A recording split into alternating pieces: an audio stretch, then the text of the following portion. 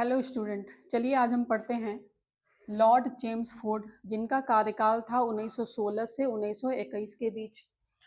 इनके समय में लखनऊ अधिवेशन हुआ था। कांग्रेस का लखनऊ अधिवेशन 1916 में हुआ था, जिसमें कांग्रेस के जो दो दल बट गए थे। सूरत अधिवेशन में 1907 में नरम दल और गरम दल, उनका एकीकरण हो जाता है लखनऊ अधिवेशन में, जो 1916 में हुआ था। और कांग्रेस का मुस्लिम लीग के साथ समझौता होता है। 1916 में महिला विश्वविद्यालय की स्थापना होती है पूना में। सैडलर आयोग का गठन होता है। सैडलर आयोग शिक्षा से संबंधित आयोग था। इसका गठन 1917 में लॉर्ड जेम्स फोर्ड के कार्यकाल में ही किया जाता है। रॉलेट एक्ट आता है हमारा 1919 ईस्वी में, जिसके विरोध में ही जलियांवाला बाग में एक शांतिपूर्वक हड़ताल करने की कोशिश की गई थी। और 13 अप्रैल 1919 को ही जलियांवाला बाग में बहुत सारे लोग इकट्ठा हुए थे। रॉलेट एक्ट के खिलाफत आंदोलन की शुरुआत भी लॉर्ड जेम्स फोर्ड के समय में ही हुई थी। असहयोग आंदोलन की शुरुआत गांधी जी के द्वारा किया गया था। तीसरा अफगान युद्ध जो है वो लॉर्ड जेम्स फोर्ड के कार्यकाल में ही शुरू हुआ था। अब पढ़ते हैं लॉर्ड रीडिंग को। इनका कार्यकाल था 1921 से 1926 के बीच। 1921 में होता है मोपला विद्रोह। 1921 में भारतीय कम्युनिस्ट पार्टी की स्थापना होती है किसके द्वारा? एम.एन. राय के द्वारा। नवंबर 1921 में जो प्रिंस ऑफ वेल्स हैं, ये भारत की यात्रा पर आते हैं और इस दिन पूरे भारत में हड़ताल किया जाता है। 5 फरवरी 1922 को चौरी चौरा कांड होता है उत्तर प्रदेश के गोरखपुर में। इस चौरी चौरा कांड से गांधी जी इतने दुखी हुए कि उन्होंने अपना असहयोग आंदोलन जो उन्होंने शुरू किया था उसको वापस ले लिया। इलाहाबाद में 1922 में इलाहाबाद में सिविल सेवा की शुरुआत होती है। सिविल सेवा की जो परीक्षा होती थी वो 1922 में शुरू हुआ इलाहाबाद में। 1922 में ही विश्व भारती विश्वविद्यालय जो है वो कार्य करना आरंभ कर देती है। 1923 में ही स्वराज पार्टी का गठन होता है इलाहाबाद में। किनके किनके द्वारा? चितरंजन दास और मोतीलाल नेहरू के द्वारा। स्वराज पार्टी का गठन इन्होंने कांग्रेस के अंतर्गत ही किया था। लॉर्ड इरविन आए। इनका कार्यकाल था 1926 से 1931 के बीच। 3 फरवरी 1928 को साइमन कमीशन जो था वो मुंबई आता है। साइमन कमीशन में एक भी भारतीय मेंबर नहीं होने की वजह से उसका विरोध किया जाता है। किनके द्वारा? लाला लाजपत राय के द्वारा।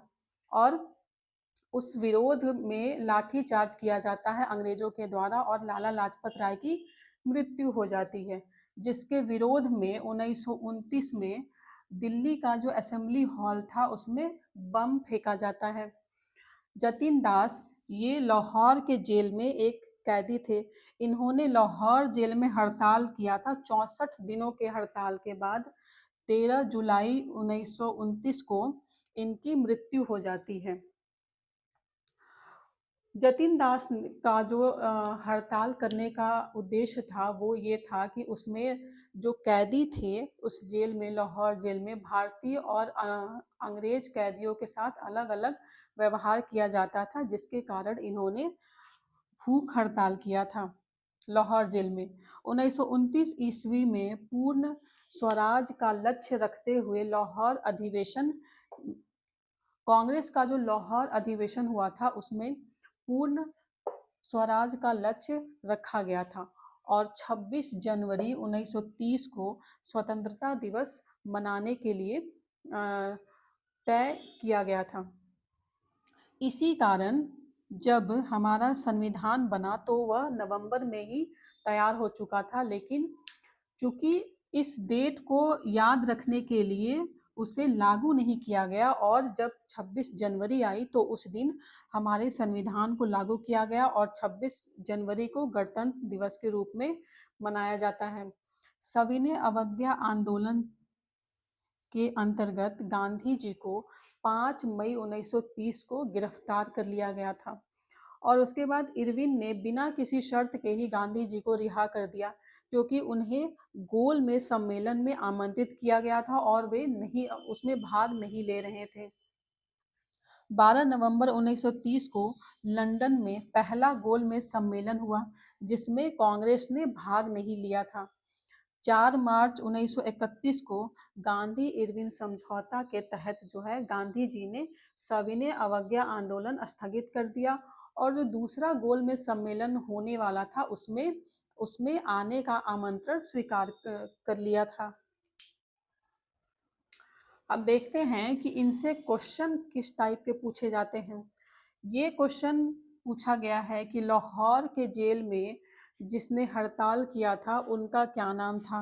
उनका नाम था जतिन दास। पूर्ण स्वराज का लक्ष्य कांग्रेस के कौन से अधिवेशन में रखा गया था? लाहौर अधिवेशन में। और यह कब हुआ था? 1929 ईस्वी में हुआ था। पहला गोलमेज सम्मेलन कब हुआ था? 1930 में हुआ था। और गांधी जी को किस आंदोलन के तहत गिरफ्तार किया गया था? सविनय अवज्ञा आंदोलन के तहत। किस समझौते के तहत गांधी जी ने सविनय अवज्ञा आंदोलन को वापस ले लिया था? गांधी इरविन समझौते के तहत। उसके बाद देखते हैं कि इलाहाबाद में सिविल सेवा परीक्षा का जो प्रारंभ हुआ था वो कब हुआ था? 1922 से। स्वराज पार्टी की स्थापना किसने की थी? चितरंजन दास और मोतीलाल नेहरू ने। कब की थी ये भी पूछा जाता है कि स्वराज पार्टी की स्थापना कब हुई थी और किसने की थी? तो 1923 में हुई थी और चितरंजन दास एवं मोतीलाल नेहरू ने किया था। महिला विश्वविद्यालय की स्थापना कहाँ हुई थी? पूछा गया है ये क्वेश्चन बहुत बार कि महिला विश्वविद्यालय की स्थापना पूना में हुई थी और 1916 ईस्वी में हुई थी। सैडलर आयोग जो आया था वो किसके समय में आया था और यह किससे संबंधित था? तो सैडलर आयोग शिक्षा से संबंधित था और लॉर्ड जेम्स फोर्ड के समय में सैडलर आयोग का गठन किया गया था। जलियांवाला बाग ये तो थोड़ा बहुत पुराना क्वेश्चन हो गया है, तो ये तो अब नहीं के बराबर ही पूछता है। असहयोग आंदोलन जो है वो किसके समय में शुरू किया गया था? तो लॉर्ड जेम्स फोर्ड के समय में शुरू किया गया था। ये क्वेश्चन भी बहुत बार पूछा गया है कि तीसरा अफगान युद्ध जो हुआ था वह किसके समय में किस वायसराय के कार्यकाल में शुरू हुआ था? लॉर्ड जेम्स फोर्ड के वायसराय के कार्यकाल में शुरू हुआ था। मोपला विद्रोह 1921 में जो हुआ था वो कौन से वायसराय के समय शुरू हुआ था? तो लॉर्ड रीडिंग के समय में शुरू हुआ था। भारतीय कम्युनिस्ट पार्टी का गठन किसने किया था? एम एन रॉय ने किया था। और कब किया था इन्होंने? 1921 ईस्वी में किया था। प्रिंस ऑफ वेल्स जो हैं वो भारत की यात्रा पर आए थे। एक दिन की भारत की यात्रा पर आए थे, तो वो किस वायसराय के कार्यकाल में आए थे? लॉर्ड रीडिंग के कार्यकाल में और नवंबर 1921 को आए थे। चौरी चौरा हत्याकांड कब हुआ था? 5 फरवरी 1922 को हुआ था।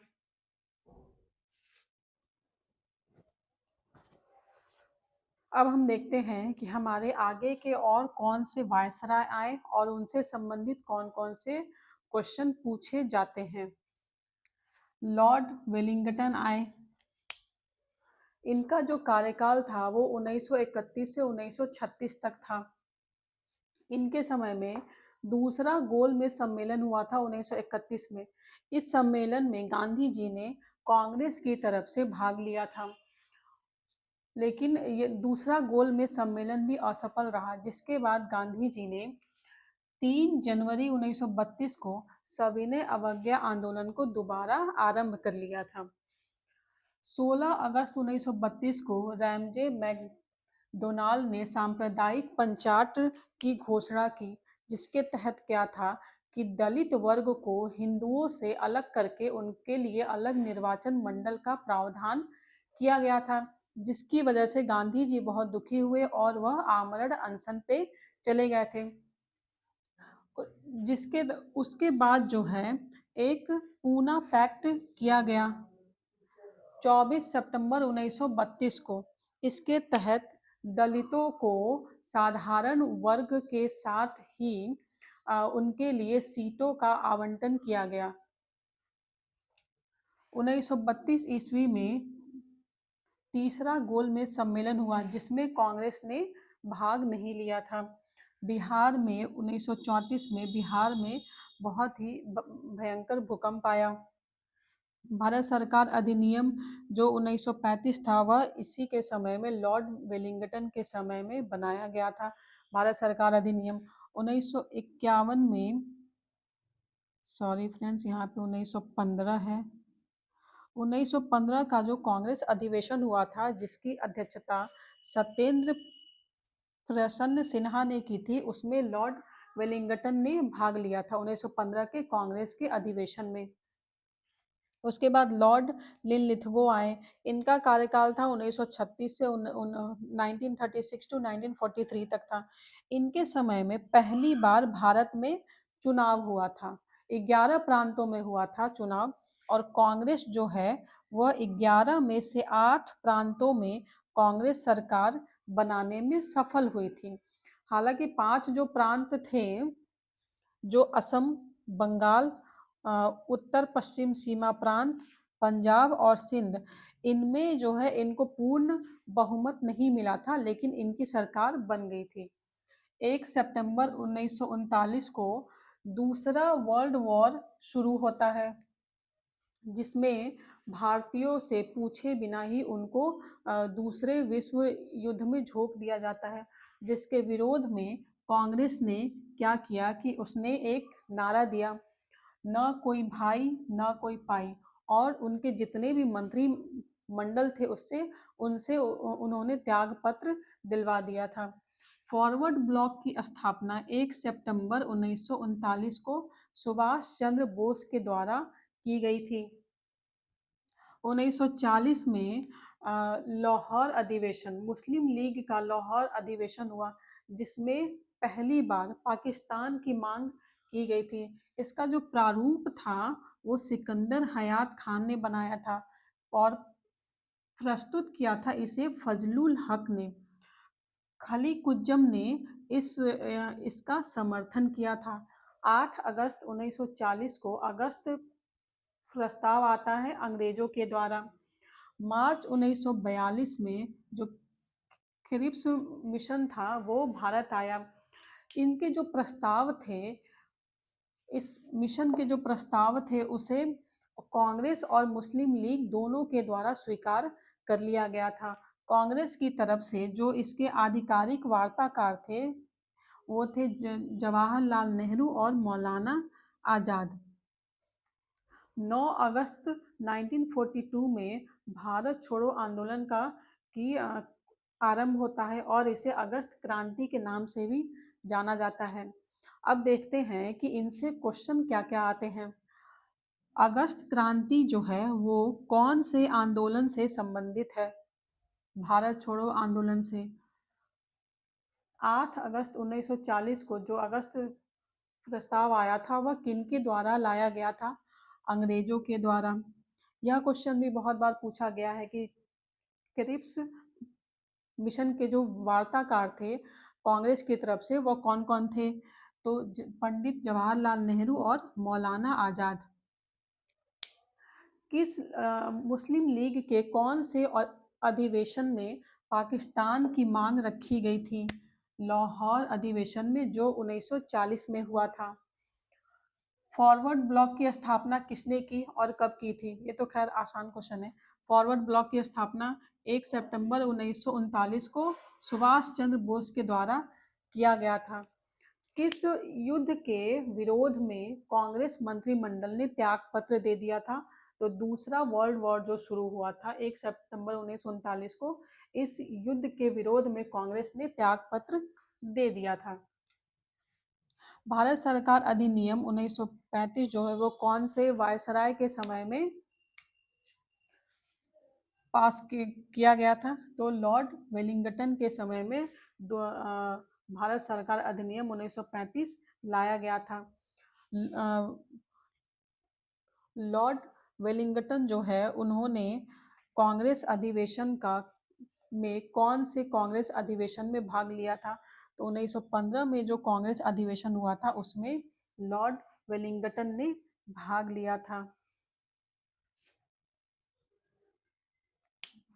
ये क्वेश्चन भी बहुत बार पूछा गया है कि रैमजे मैकडोनल्ड जो थे उन्होंने सांप्रदायिक पंचायत कब लाया था? 16 अगस्त 1932 को। सविनय अवज्ञा आंदोलन जो है वो दोबारा कब शुरू हुआ था?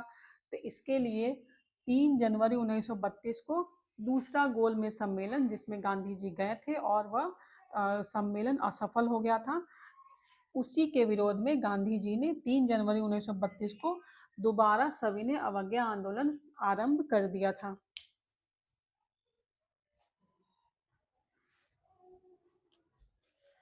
हेलो स्टूडेंट, चलिए देखते हैं कि आज हमारा गवर्नर जनरल का लास्ट क्लास होगा। उसके बाद हम अपने नेक्स्ट टॉपिक पे जाएंगे। लॉर्ड वेवेल, इनका कार्यकाल था 1944 से 1947 के बीच।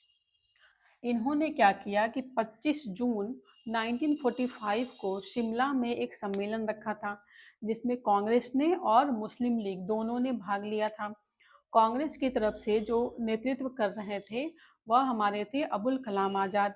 मुस्लिम लीग ने इसमें एक शर्त रखी कि जो भी सदस्य इस वायसराय कार्यकारिणी परिषद में नियुक्त होगा उसका चुनाव जो है वो मुस्लिम लीग ही करेगी, जिसके कारण वेवेल ने इस सम्मेलन को असफल घोषित कर दिया। क्लीमेंट एटली जो कि लेबर पार्टी के थे, जब ब्रिटेन में इनकी सरकार बनी तो इन्होंने सबसे पहले क्या किया कि भारत में आम चुनाव करवाएं। कब करवाएं? 1945 में जो है पहली बार भारत में आम चुनाव करवाए गए थे। इसमें कांग्रेस को पर्याप्त बहुमत मिला था। कांग्रेस को जितने भी क्षेत्रों में आम चुनाव किए गए थे वहां से 91.3% बहुमत जो है वो कांग्रेस को मिला था।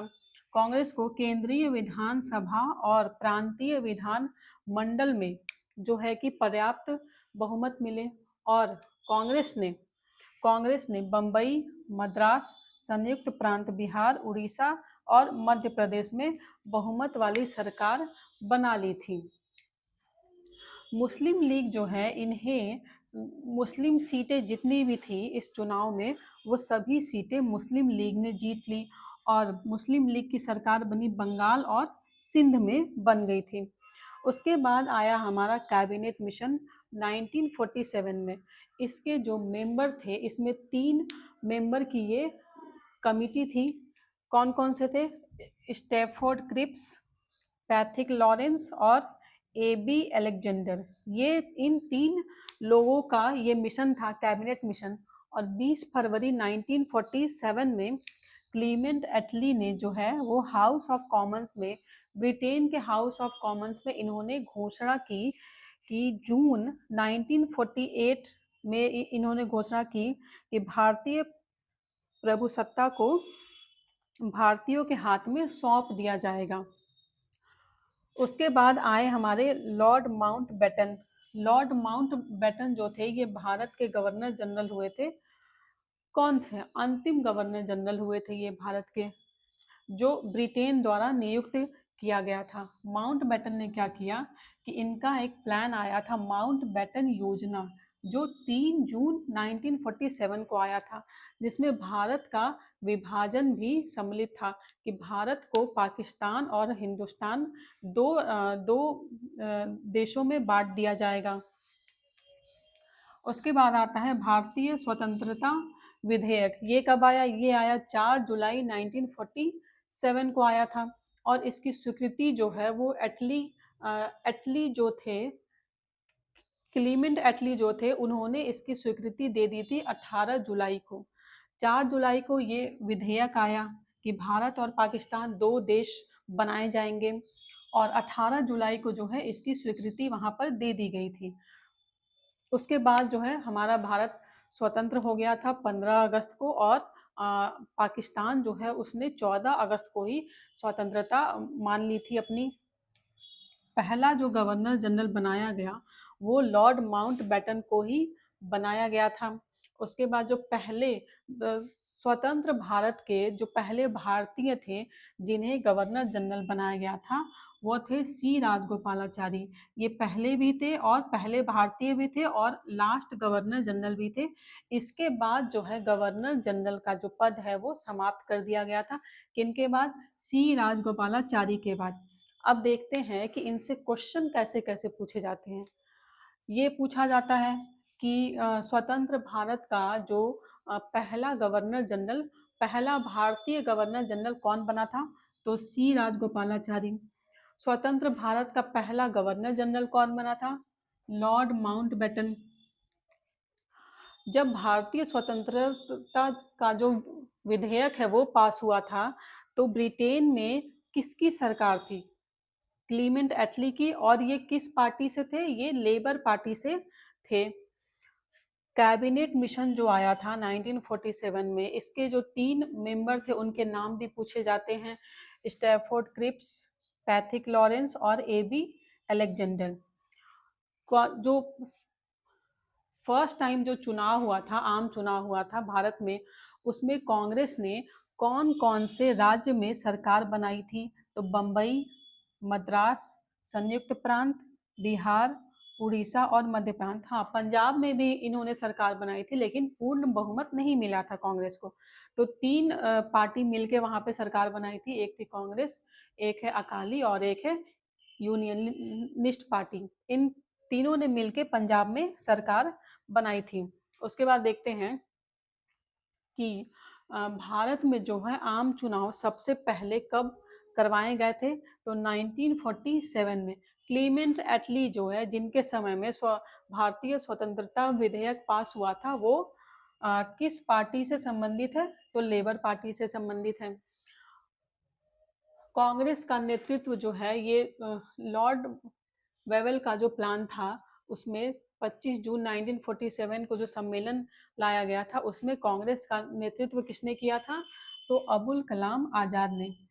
ओके स्टूडेंट, ये हमारा लास्ट क्लास था गवर्नर जनरल का, और अब शुरू होगा हमारा नया टॉपिक मॉडर्न हिस्ट्री से ही। तब तक आप इस वीडियो को लाइक करिए, शेयर करिए और सब्सक्राइब कर दीजिए।